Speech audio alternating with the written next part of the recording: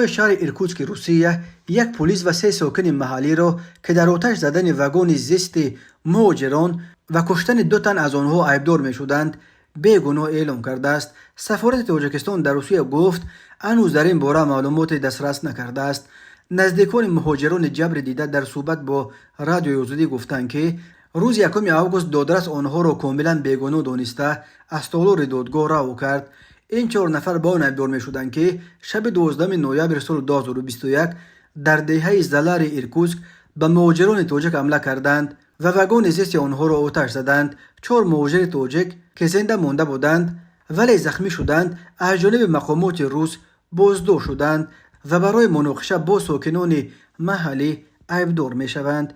پرونده محمد اشوروف، قربان محمد صادقوف، دلیر اسانوف، جمعبای اسکندروف با اتهام اوباشی و قصد کشتار هنوز به پایان نرسیده است ولی حملگران الکی از بازداشت رها شدند.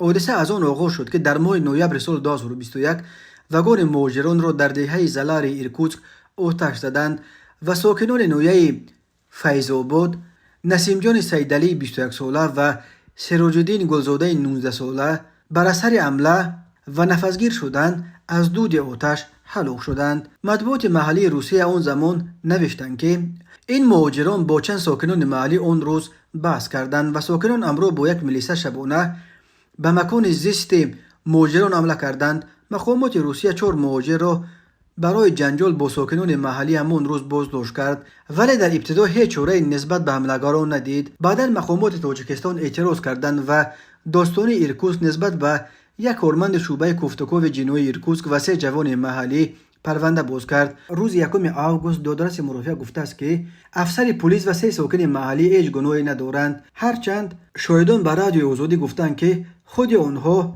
به گناهشان در چند مرافعه اقرار شده بودند. آنها از جبر دیده عذر پرسیده گفته بودند که اثر احساس واگن مهاجران را آتش زدند ولی دادگاه آنها را رها کرده است.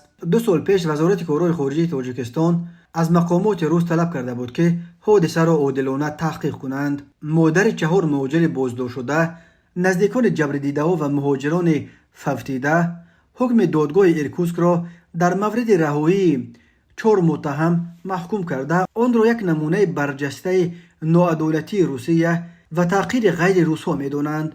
آنها میگویند که این حکم نشان داد که در روسیه حرف مقامات تاجیک و مهاجران تاجیک هیچ تأثیری ندارد و آنها را جدی نمیگیرند.